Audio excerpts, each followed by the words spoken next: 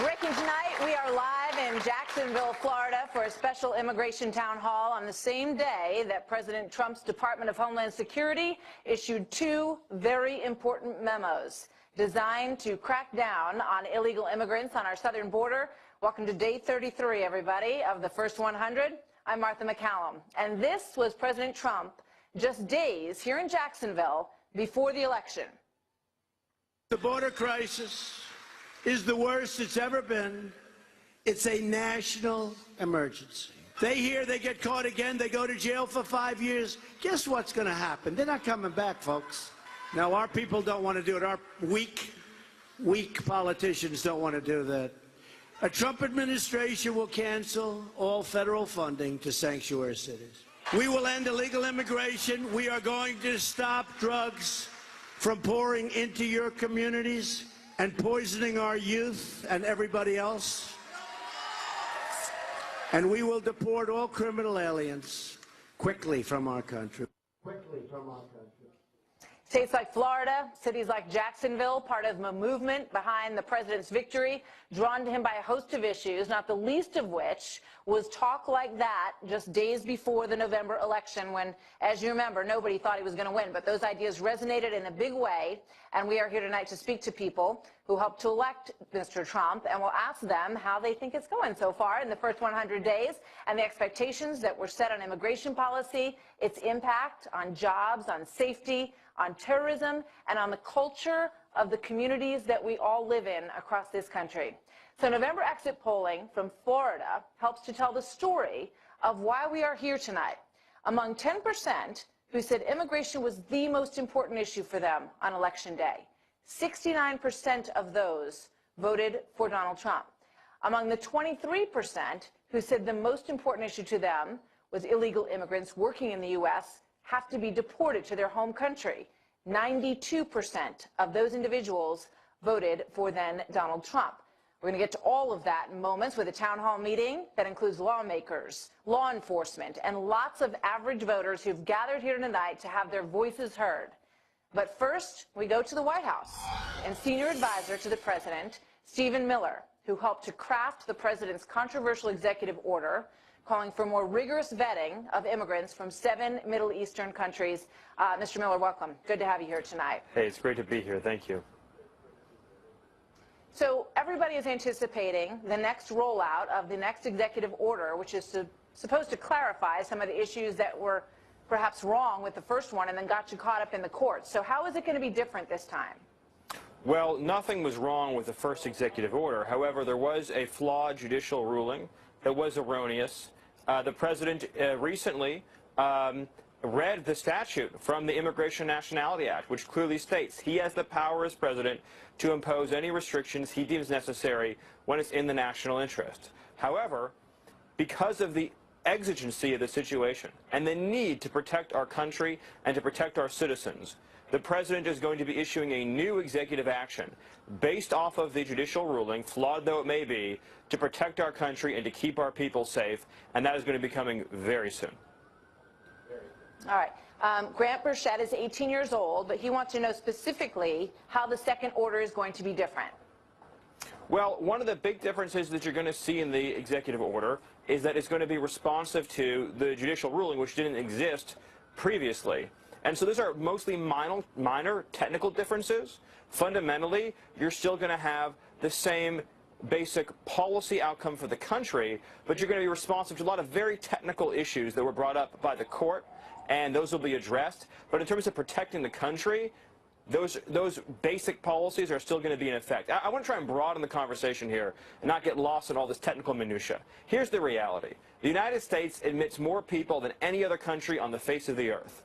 We've had a serious problem in our country of terrorism, radicalization, and serious problems of people joining ISIS, joining terror groups, joining Al-Qaeda, and committing or attempting to commit acts of crime and terror against our nation.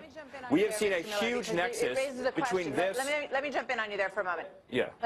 Because here's one of the problems. Now, I know that you think the order was fine the way it was issued initially, but courts disagreed. In fact, 48 courts took issue with it, and that's why it's halted right now as a result of that process that happens in this country. So now you're about to issue another order. And one of the things that would need to be addressed, it sounds like, is proving that the 7 countries that you have targeted are indeed the right ones to target, and that you have merit and reason for targeting those specific ones rather than, say, Saudi Arabia, right?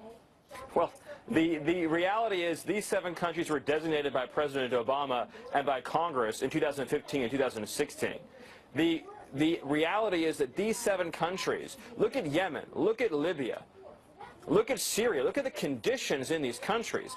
This is an assessment based on the threat these countries pose today and going into the future. We've had dozens and dozens of terrorism cases from these 7 countries, case after case after case. But more fundamentally, it's the position of our intelligence community that these countries today pose a threat to our country moving forward. And the president is acting decisively to protect our country from these threats. And the rulings from those courts were flawed, erroneous, and false. The president's actions were clearly legal and constitutional and consistent with the long-standing tradition of presidents in the past to exercise the authority in the Immigration and Nationality Act to suspend immigration when it poses a threat to our security. And that's what the president will do. In the next few days, we'll roll out the details of what that action will be. And we understand, I'm sorry, I think we have a little bit of delay, so I don't mean to be stepping on you, but I do understand that's your perspective and that's the White House's argument, and we'll see how that next ruling looks. One more question to you from one of our viewers for tonight, if you will. Jack Capra, who is a veteran in our audience this evening, says, how far is the administration willing to go to secure the southern border? Would the administration deploy the U.S. military to do so? Well, right now we have 20,000 fantastic Border Patrol agents who are doing a great job. But, Martha, I really want to try and broaden this conversation and get to the core of the issues here. Whether we're talking about the new executive action, and in the next few days we will be able to share the details of what that will be and how it's responsive to the court's ruling. Whether we're talking about the southern border, whether we're talking about our guest worker programs, here's the core issue. It is the job of the president and the job of our government to protect the hard-working people of this country, to protect their jobs, to protect their wages, to protect their communities, to keep them safe from terrorism and crime and drugs and wage suppression. Uncontrolled migration over many years has undermined wages, working prospects for people of all backgrounds and all walks of life, and it's made us less safe.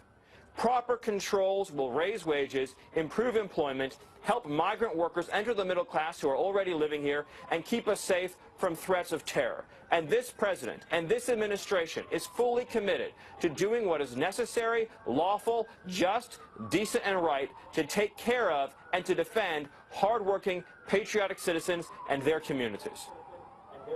All right. Well, we look very much forward to that second executive order, and we'll watch the path and see if it makes it through the courts, and that, you know, the executive branch and the judicial branch can find their way to put this together. Thank you very much, Stephen Miller, for joining us from the White House tonight. It's good to have you with us. Thank you. So let's bring in Jacksonville native and Florida Congressman Ron DeSantis, who was one of the first to stand by President Trump's original orders. Good to have you here tonight, Congressman. Thanks for coming down to Florida. To you. It's great to be here. Thank you for having us. So one of the interesting comments from General Kelly when he spoke about this the other day was that, you know, he wanted the second executive order to take place in a way that we would not find people backed up in our airports. So he was acknowledging that there was some issue in this rollout. What are your thoughts on that? Well, I think that's right. I mean, you had examples of like a grandmother who was a green card holder coming back from one of these countries. That's not where the threat is. The threat are with people who are unvetted.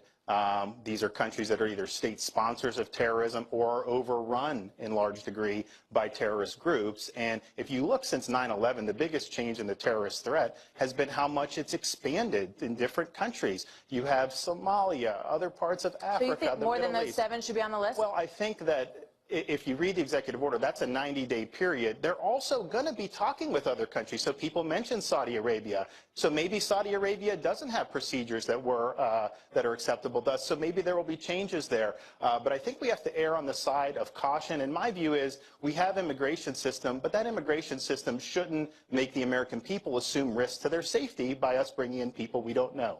Let's bring in some of our great audience that we have with us tonight. Let me start by going to Jack Capra, who is with us tonight. You know, you listen to this conversation, Jack, and you're a veteran, so we thank you for your service. Thank you. I actually used to work with the congressman.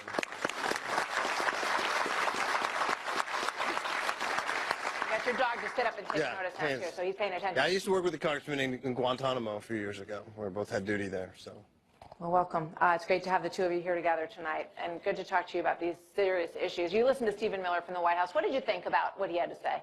Well, I think his main argument was right on point, and I agree with that. I think this is, securing our borders is a national security issue. It's not just, of course, it's also about economics, but it's a national security issue, and it's the federal government's job to keep our people safe, keep the citizens safe from external and internal threats. And certainly I think immigration is a big contributor to that. Yeah. Obviously the rollout of it didn't go quite as planned, which brings me to sort of a general question that I want to put to all of you as we get going tonight. As you look at so far the first 100 days, we're in day 33 right now. So I'm going to ask you to raise your hand for 3 different answers, okay? So the first one would be, so far, are you A, now you don't raise your hand yet because I want you to know all the options. You can either be A, thrilled, I'm really happy with how it's going, or B, it's okay, but I think there's room for improvement, and C, I am a little disappointed, okay? So raise your hand if you would say that you are thrilled with how it's going so far. Wow, that's a lot of folks. Look at that. Okay, what about choice B, which is I'm glad, but I'd like to see a little bit of improvement around the edges? Okay. So how many of you are disappointed, not happy with how it's going so far? A couple up here, one in the back there. One back there. Okay, all right, we're going to get around to you and hear some of your reasons for all of that. What do you think about that? Well, look, I think that Congress has gotten... Which category do you fit in, first of all? Well, I think Congress has gotten off to a slow start. I think the president's done much better than we have. He's following through with what he said he would do, and we are kind of... We in the Congress, we're kind of getting to what we said we'd do, but we haven't quite gotten over there. I think we will, but I think they've gotten off a better start. It's also important to say, they're not confirming his nominees. He doesn't have a guy. He's got like a fraction of the government in place because the Democrats in the Senate are basically trying to stall as many people as possible. So let me go to somebody over here. Chris Koprinski, who is the mother of 3, and you think that we need to put a pause on immigration. So how do you feel about the president so far? And do you think Congress, do you agree with Congressman DeSantis that they're not pulling their weight? 100%. I am thrilled with what President Trump is doing. Congress, needs to get on board, and specifically the Democrats. He needs his cabinet, his full cabinet. And you seem to be stopping him at every turn. There's got to be a discussion opened. They've got to be willing to give a little bit. Claire, you're nodding your head there. Is there anyone in particular in Congress that you're disappointed in so far? And would you like to give them a message tonight? How much time do you have? I got about 48 minutes. Go ahead. I would say we finally have someone in office who is doing something probably not even, the last president I can think that has done anything like this was Abraham Lincoln, who was trying to reunite the country. And that's what we voted for him to do. And that's what he's doing. Congress isn't getting behind us. I say term limits. That way you can clean house, just like he's doing Drain the Swamp. There's too many in there right now that, are not doing their job. Stop voting. McCain is a pain. A quick plug, I am the leader of the term limits movement in the House, so we do need to do that. All right, so you're on your 3rd term. So how many terms should he get? How many terms? Our amendment is 3 terms in the House and 2 terms in the Senate. Okay. It's the same one Trump endorsed during the campaign. So let's get a vote and let's see what we can do. All right, we're just getting rolling here. Great job opening the conversation off here. So coming to the next moment, just today, the Trump administration ordered more border agents, 5,000 more, also 10,000 more ICE agents, and plans to move ahead with the controversial wall plan on our southern border. So the fallout and the debate from the floor here coming up next.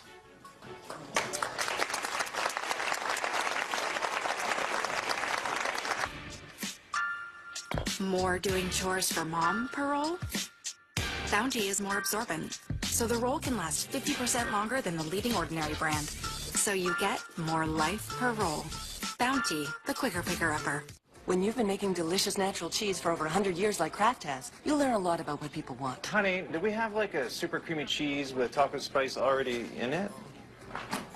Oh, thanks. Bon appetit. Okay.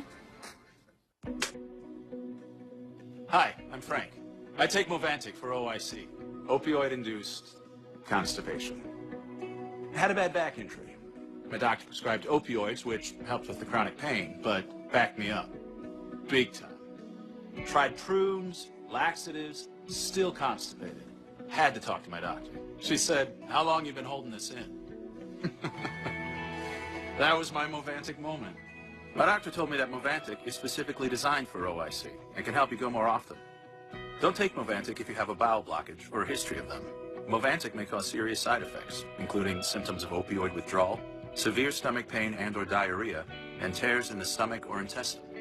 Tell your doctor about any side effects and about medicines you take. Movantik may interact with them, causing side effects. Why hold it in? Have your Movantik moment. Talk to your doctor about opioid-induced constipation. If you can't afford your medication, AstraZeneca may be able to help. I love Ebates. I have made $511.34. I've made close to $2,000. Ebates is a website with thousands of stores that I shop through, and they pay me to shop. And then I receive a check in the mail just for shopping, which is something I would have done anyway. There's no hassles, no gimmicks, nothing. Sign up for Ebates, get cash back. It's awesome. Sign up for free, shop at your favorite stores, get paid. Join today and get a $10 bonus at ebates.com.